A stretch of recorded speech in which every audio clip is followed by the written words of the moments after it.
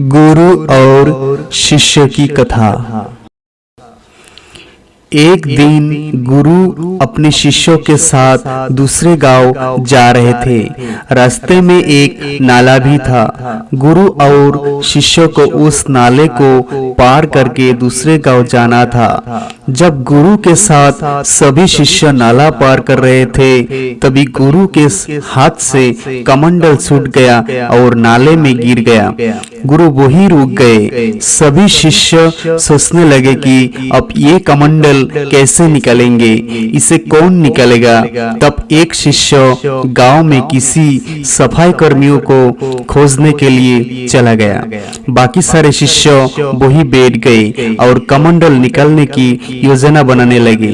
ये देखकर गुरु को बहुत दुख हुआ, क्योंकि उन्होंने सिखाया था कि अपना काम स्वयं करना चाहिए, किसी दूसरे की मदद के लिए इंतजार नहीं करना चाहिए। कमंडल गुरु भी निकाल सकते थे, लेकिन वे शिष्यों की परीक्षा लेना चाहते थे, इसलिए उन्होंने कमंडल नहीं निकाला। वे सिर्फ ये सब देख रहे थे।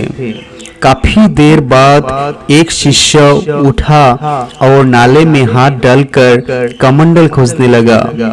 जब हाथ डालने के बाद भी कमंडल नहीं मिला, तो वो स्वयं नाले में उतर गया और कमंडल खोज निकला। ये देखकर गुरु प्रसन्न हो गए, क्योंकि शिष्यों ने उनकी सीख को अपने जीवन में उतार लिया था। संतों ने उस शिष्य की प्रशंसा की और कहा कि इसी तरह हमें अपने कर्मों के लिए किसी दूसरे की मदद का इंतजार नहीं करना चाहिए। जो लोग दूसरों के भरोसे बैठे रहते हैं, वे कभी भी अपनी समस्याओं को हल नहीं कर पाते हैं और अपने लक्ष्य तक नहीं पहुंच सकते। अपनी मदद खुद करने वाले लोग ही घर, परिवार और समाज में सम्मान हासिल करते हैं। यही सफलता का सूत्र है। धन्यवाद।